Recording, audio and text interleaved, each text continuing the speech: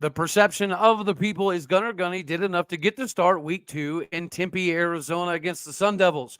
But in perception versus reality, does the film support our perception? You are Locked On Oklahoma State, your daily podcast on the Oklahoma State Cowboys, part of the Locked On Podcast Network, your team every day.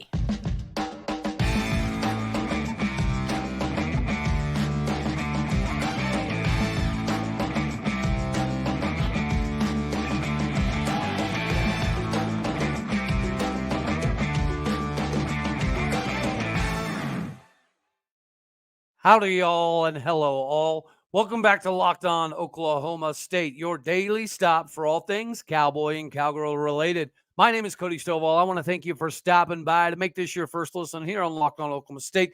You could be anywhere. So happy you choose to be here. We're available on every single podcasting platform at visually as well on YouTube. You can find me personally on Twitter at AllDayOState. When you're talking about the film breakdown, we will talk about some of the things, obviously, in segment number 2, defensively, but I didn't do a deep dive defensively because I got a pretty good gist of what was going on. And what is the common consensus between everybody right now is that the quarterback competition is obviously more real than people wanted to pretend, and that Gunnar Gundy did enough to get the start in Tempe, Arizona against the Sun Devils. So let's go ahead and break this thing down. We've got a few pages of notes here on film, so we'll get right into it. Gunnar Gundy started off the game, 14:03 mark, one read, look off the safety to the left, ball was out immediately to a slant route to Dijon Stribling on the outside. Good ball, actually went behind the corner as the corner was breaking out towards the numbers. Beautiful pass, good zip, way to kind of set the mark for the day. At the 13:43 mark, Jake Springfield has a chip, but he gets beat. Thank goodness gracious, Ollie Gordon was there with a nice little assist to give Garrett Rangel a little bit more time. And then on the outside, you had a double stop and curl route with the tight end, Josiah Johnson, being out.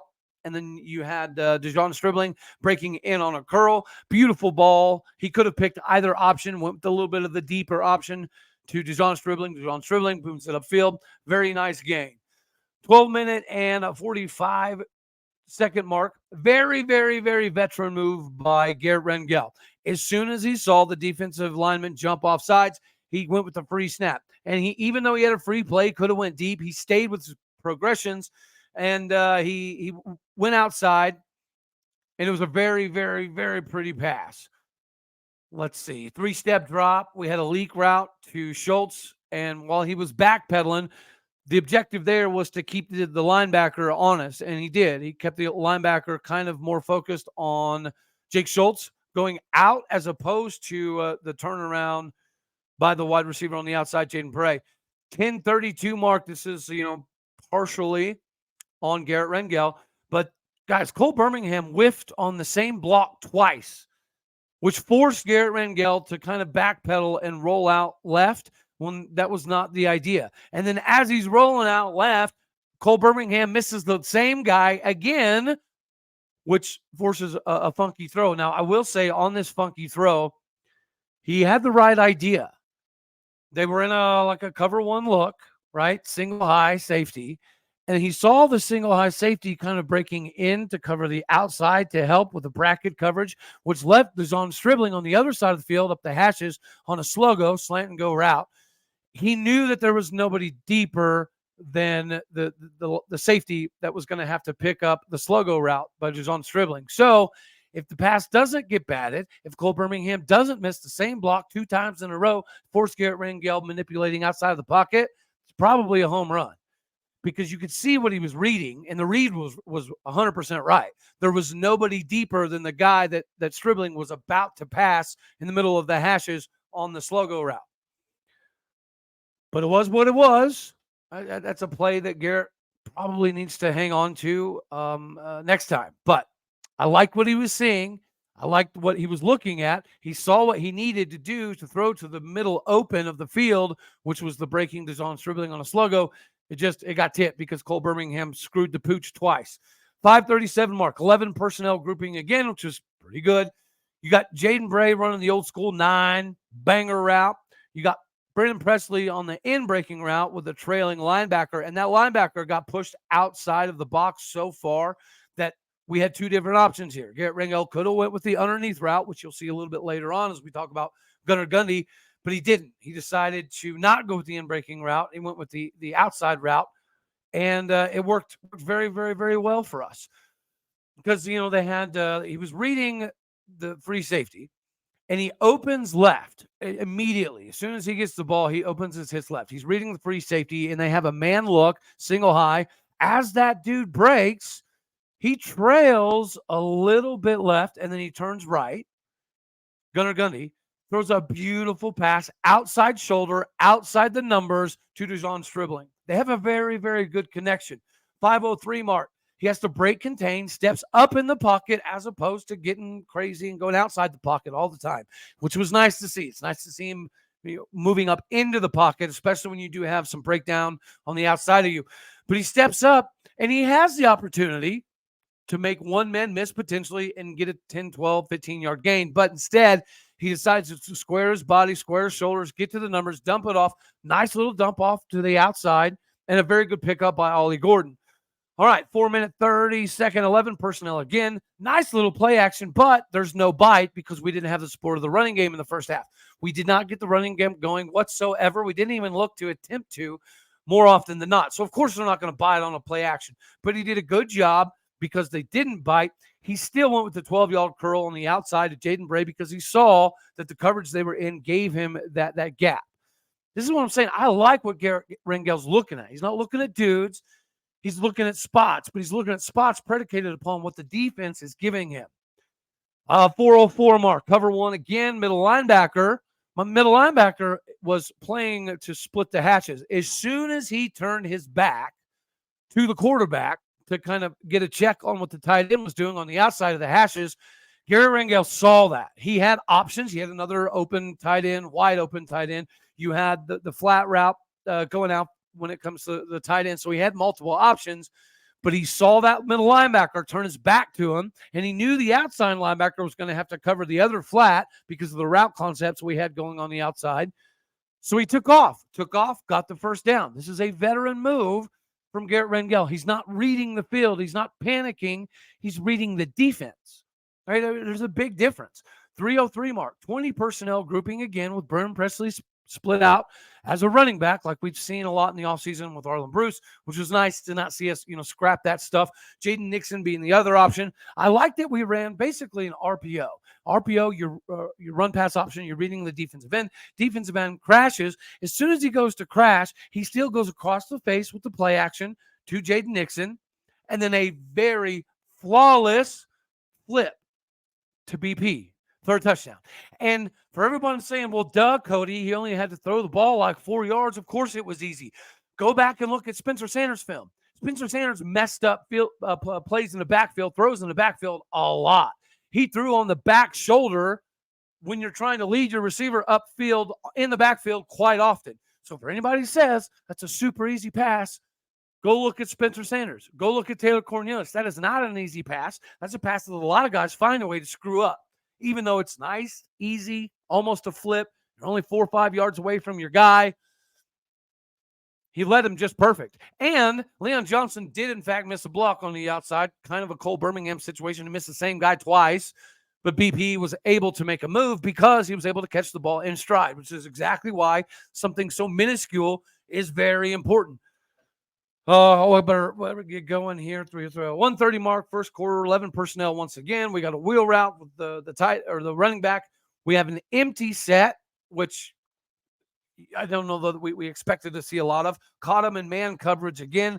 As soon as Garret Rangel saw 2 linebackers accidentally go out to the flat and cover the same dude, he knew numerically the short side of the field was going to have some availability. Went through 3 progressions and hit Quentin Stewart on a little flare after Quentin Stewart chipped the defensive end.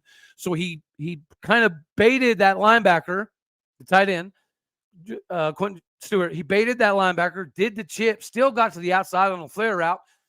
And I like the fact that Garret Rangel went through all the progressions here. and he hit Stewart. Stewart had a big game. We could have hit the tight end so many times this game. 106 marks, 3rd and 20. I don't like this. This I wasn't a big fan of. We don't like handing the ball up the gut on 3rd and 20. Yeah, well, I'm not the biggest fan to a check down on 3rd and 20 as well. He didn't go through progressions. He went with kind of what I would say the cheap, easy, lazy route, which is the check down, which we'll get to a little bit more. Kudos to Jaden Nixon turning it upfield, making 18 yards out of the gain, but I would like to see a little bit more of an aggressive tendency than that. I get that there's some vanilla. I get that it's only Central Arkansas. I don't get that we played like we were winning by 70 the whole game. But nonetheless, right, you got to be looking for perfection. And in order to be looking for perfection, ladies and gentlemen, you got to have the perfect fit in your rig to get to where you need to go on a daily basis to build a championship level team. It's all about making sure that every player is a perfect fit, which we're still trying to work on, right? Obviously, it's the same when it comes to your rig. Every part needs to kind of fit right. The days of universal this and universal that aren't so hot anymore.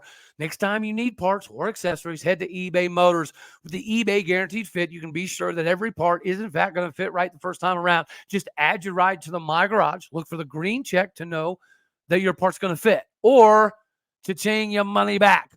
Because just like in all of sports, confidence is the name of the game. When you shop eBay Motors with over 122 million parts to choose from, you're going to be back in the game in no time. It's super easy to bring home the W when the right parts fit and they're guaranteed. Get the right parts, get the right fit at the right prices on ebaymotors.com. eBay Motors, guaranteed fit, only available to U.S. customers. Eligible items and exclusions do, in fact, apply. Again, go to ebaymotors.com. All right, y'all. So now let's jump into some more of the quarterback thing that we had rocking and rolling. Now, here's the deal. What I'll say when it comes to Alan Bowman is he's going to get, again, we talked about yesterday, the short end of the stick, right? And going back and reviewing all of the film, that's kind of the same. He actually looked pretty good. He did throw off his back foot quite a few times, which I wasn't a big fan of. Yeah, it's cool to show off your arm, but come on, man. He also dealt with the most drops, wide receivers dropping passes that would have led to first downs, that would have continued drives, which would have given him more opportunities. But we dropped the ball a few times. And he dealt with a few bad snaps. I mean, we had some bad snaps on the day, but for some reason, Alan Bowman got the worst of all three quarterbacks in regards to bad snaps. So I honestly don't think it's fair for us to come up with a full conclusion on Alan Bowman just yet. Of course, live, it was like, okay, this is pretty clear that Alan Bowman is not QB1. But when you go back and look at the film, other than his off-platform crap fest and him bailing out of the pocket unnecessarily, everything else looked pretty good. And we threw the ball a crap ton when he was in. We didn't give Garret Rangel or Alan Bowman any help in establishing a game, right? Establishing exactly what you were going to do. When Gunnar Gundy was in the game, he had the benefit of having a nice little run game. When you go from 3 yards carry to 6.7 yards carry, that's going to help any quarterback, of course. But I'm not saying that Gunnar Gundy didn't earn his stripes. We're going to get to that. All right, so again, I just wanted to let it be known that Alan Bowman doesn't really get a fair evaluation here because he dealt with a bunch of bad snaps, quite a few drop passes. Should he still be third? Yeah, but it's not like he was bad. All right, let's turn to Gunnar Gundy. 12 of 28 mark, 4 wide receivers, had an underneath crosser to John Stribling. Sorry. Dump for 3. 4 wide underneath. We had a double crossing route with John Stribling and Brennan Presley. He instead decided to take the dump off to the back. And if he leads Jaden Nixon on this and he hits his front shoulder, probably a first down. He didn't miss the throw by much, but he did throw it to his back shoulder, which caused BP to slow down just a hair, kind of contort his body a little bit before he had to get upfield, which allowed the linebacker a little bit more time to kind of catch up to him. But it was a pretty good play, pretty good find, pretty good read, decent throw. He could have thrown him for a first down, but all in all, we'll definitely take it. 12:07 mark. Another 4-wide scenario.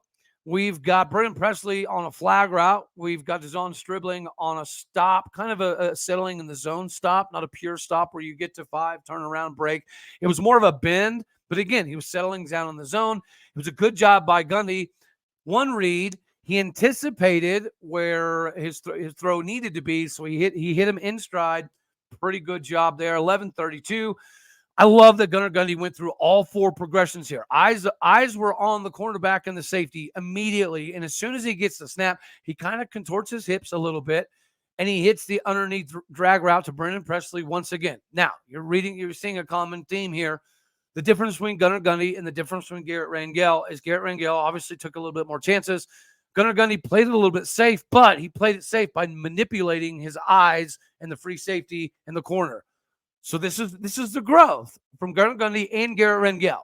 Instead of just playing the game, instead of just playing the offensive play call, they're learning to manipulate and play the defenses. Obviously amazing. 10:47 mark, 11 personnel once again. I like the fact that we pulled the tight end and the right guard a decent amount. And then we had Dazon Stribling going out in motion to pull that defensive end to come out with him, which worked absolutely flawlessly. And I will say this, Gunnar Gundy is really good at selling his naked bootlegs.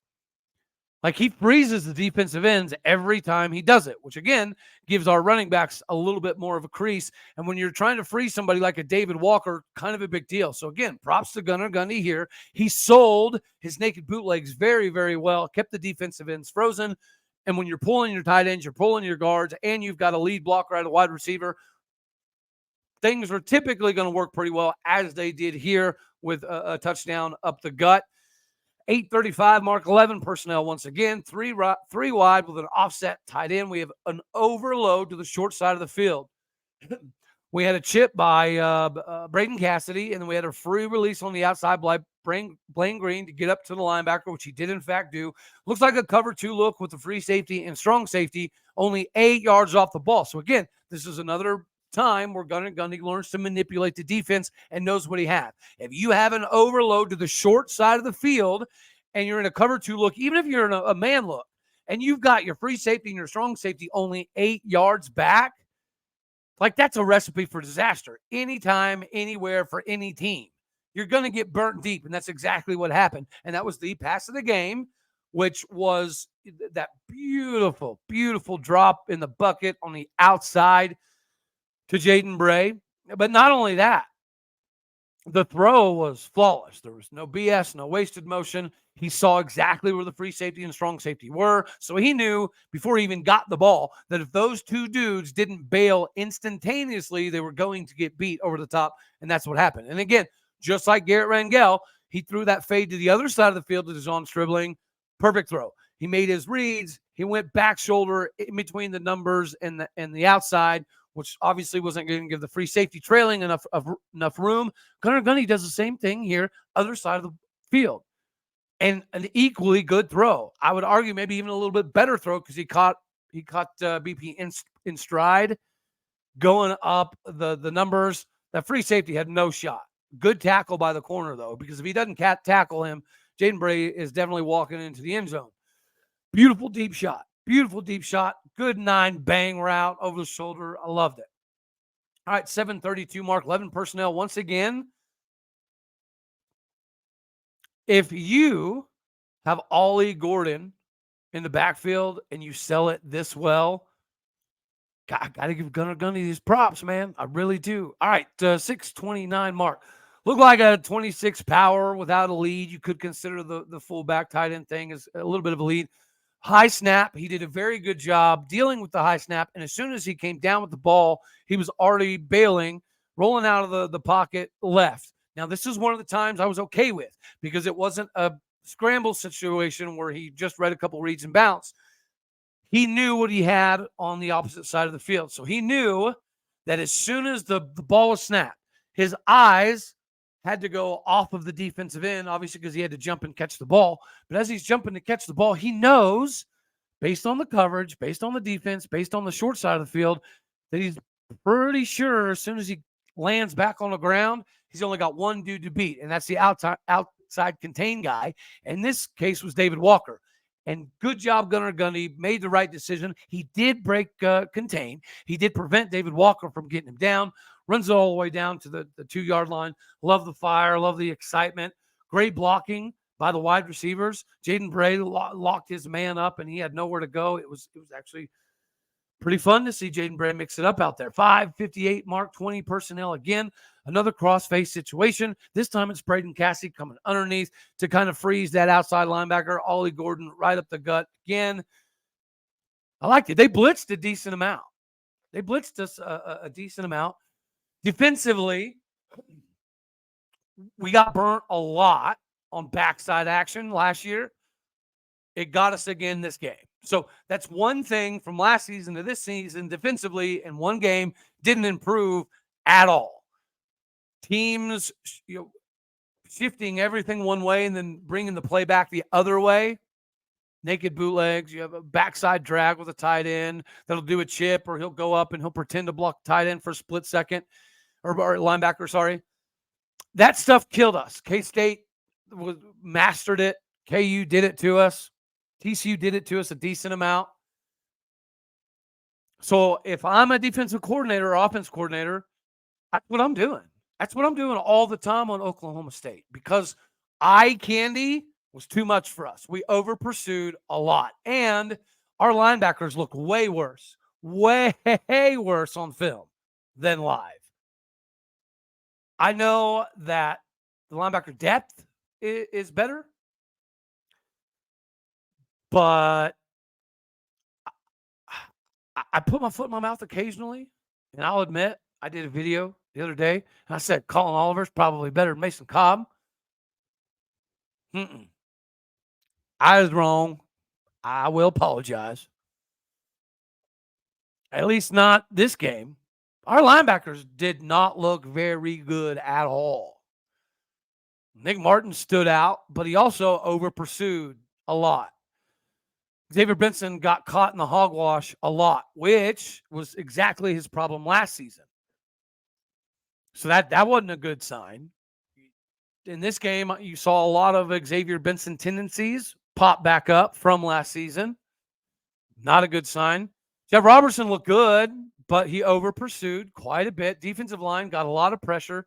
Missed tackles upon missed tackles upon missed tackles. Goodness gracious. The emphasis on physicality was awesome this offseason. It was absolutely amazing to see this go to war, punch you in the mouth mentality. We lose it in game one, though. Like that part of it, I still can't get over, especially defensively. When we said we're going to make mistakes, okay, and you're okay with people making mistakes at 135 miles an hour, but you didn't see a lot of that, right? I expected Trey Rucker to make some mistakes, but be doing it because he was just playing with some reckless abandon, not just flat getting beat in the flats. Colin Oliver didn't do much at all. He blitzed a handful of times, and when he did blitz, I got to give a shout out and hats off to Will McElvain. Their quarterback was really, really, really good about exploiting the areas that we blitz from, and that's exactly what you want to do as a quarterback. If you blitz from the left side, more often than not, you're going to want to get it to that receiver, right? So you want to throw into the vacated zone. And their quarterback was very good at that. What's the O-line? I'll say Jason Queso-Brooks and Joe Mahalski looked pretty good. I mean, I got to give some props to Joe Mahalski. I gave him a little bit of crap yesterday, but he wasn't bad. He was better than Taylor Materko. Jason Queso-Brooks looked really good. Jake Springfield got beat, but then he got hurt, so you don't know. Dalton Cooper got beat quite a bit. That was not a very encouraging sign. Cole Birmingham got whipped and owned. That's not a very encouraging sign. Quite a bit. But interior O-line actually didn't look too bad. Now, as it shakes out, all right, here's my synopsis. On the quarterback situation, Did Gunnar Gundy do enough to start in Tempe? Yes. Absolutely no questions. Sure. But was he the best quarterback on the day? No. He was not. He ran the offense a little bit smoother, you could say, but I mean, if Alan Bowman gets the benefit of our running backs rushing for almost 7 yards a carry, what does his stats look like? Same with Garret Rangel. If we decide we're going to put an emphasis on developing and establishing the run game, does Garrett throw as often? Probably not. Does Alan Bowman's numbers look like they do? Probably not. I mean, it was spread even, guys. Garret Rangel got 21 snaps. He was 10 for 15, 118 yards, touchdown, three rushes, 18 yards, and threw the one pick on some, crap that happens. Alan Bowman, 18 plays, would have got more if we would have established the run a little bit more. His stat line, not very good, 13-24, only for 80 yards. He did help us with a couple field goals. Gunnar Gundy, 7 of 9, 106. So Gunnar Gundy, he had 2 rushes for 20 yards. So Gunnar Gundy got the benefit again of the running game. He got the benefit of the offensive line, kind of getting some things ironed out. So what would I do? I kind of said it yesterday. I still think that the quarterback of the day, after watching film twice and highlights multiple times, it's still Garret Rangel. He was the better quarterback. He handled the game the best. He went through his progressions the best. Gunnar Gundy, you could say ran the offense better, but he got a good running game. So it kind of makes it difficult. I would start Gunnar Gundy in Tempe, 100%. Because you don't know until you see it. And if we're going to wait until the second half to get the running game started, start the kid who can run a little bit. I'm fine with that. Start Gunnar, right? And then end with Garrett. Let squeeze Bowman in the middle again. Or, I don't know. You could start Bowman, but I don't want to start passing like that. So if we're going to start the game in Arizona State based off exactly what we did this game, which is not what we've been really preparing for, then you got to start Gunnar. Because if you don't rush the ball effectively until the fourth quarter with Gunnar in, then you got to roll a Gunnar. You got to start the game with a rushing attack. If you don't think that you can start the game and build the rushing attack with Garret Rangel, with Alan Bowman, which I think is preposterous, just to put it out there. But if you do think that, as a coach, then you got to start Gunnar Gundy. You have to. If you feel like he's your best weapon to get the running game started, then that's the guy you start. I think Garret Rangel is the better quarterback of the three. I think Garret Rangel had the most complete game as a quarterback. Gunnar Gundy had maybe the best game as leading the team. And Alan Bowman didn't really get a fair shake because he dealt with a bunch of bad snaps and a few inopportune drops.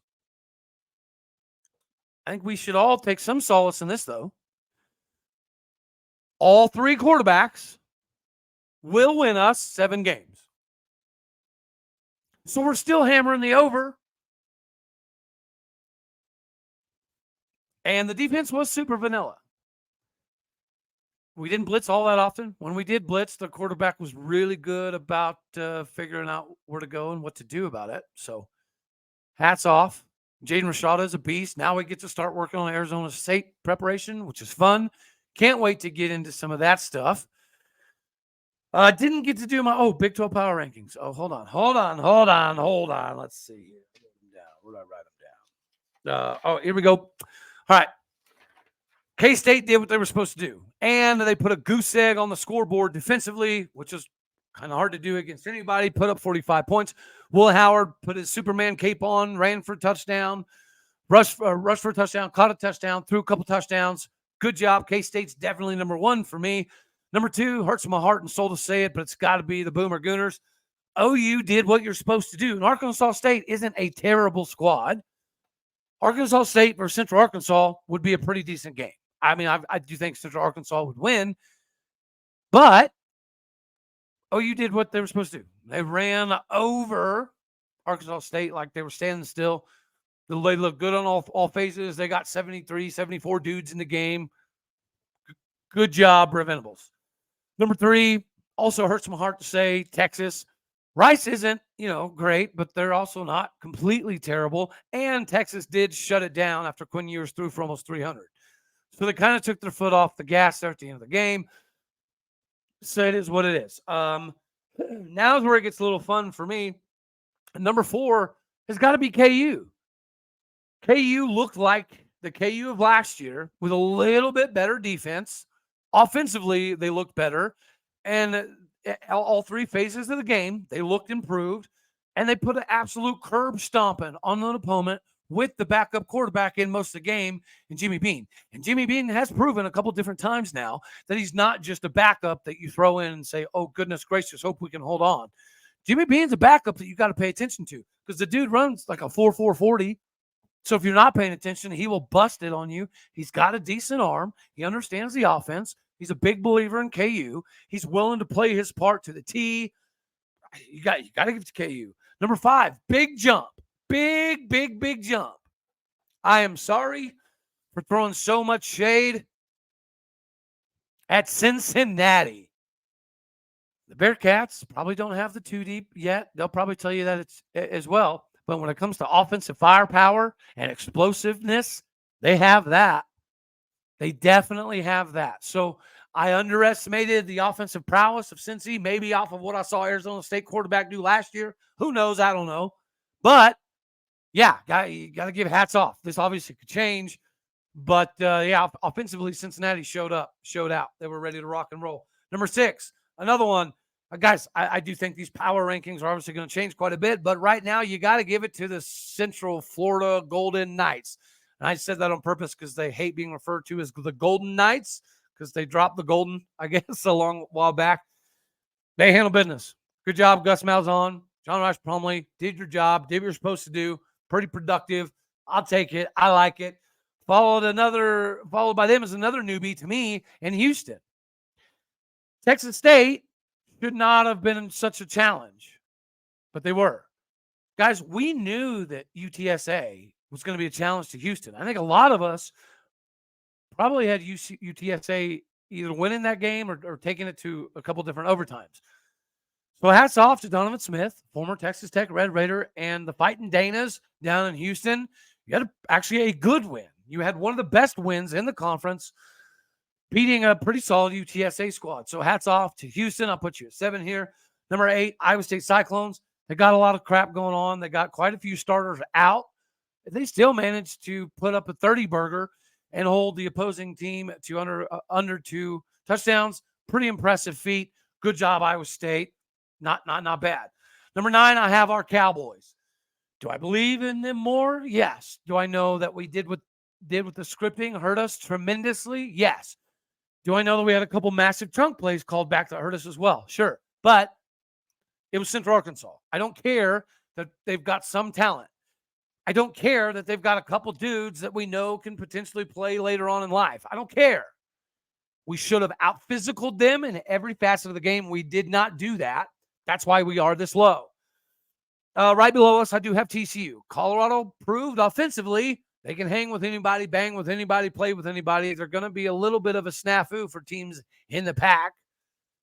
BYU barely got by, didn't look great. Defense looked pretty good. Offense looked really, really rough. Keaton Slovis got his first rushing touchdown of his life. That's cool in college. But other than that, didn't do much. Number 12, you got the Reckham Taco Tech Red Raiders. Wyoming's pretty good. That's the only reason I have Texas Tech above West Virginia is because Wyoming's not a bad ball club. Still, that's a black eye for the Big 12. With all the momentum you had, all the success in recruiting recently, all the hype built up in Lubbock, You cannot afford to lose that game. I don't care that Wyoming is decent. It shouldn't happen, can't happen, but it did happen. I do have them above West Virginia. Put West Virginia at number 13. They look decent at times, but Neil Brown's just not the answer. Neil Brown's not the guy. Garrett Green's probably not the guy either. Maybe it's just time to accept whatever this season is and go full Nico Markiel mode. Don't know. Number 14 is obviously Baylor. That can't happen. Shouldn't happen. It's ugly. It's a terrible loss. Worst black eye on the Big 12 by far. Dave Aranda, your stock is plummeting downward, sir. The move to keep Blake Shapen and let Jerry, whatever his name is, Bohannon bounce, bad move, bad look, and it's showing up in a big way. All right, y'all. Now that's actually it.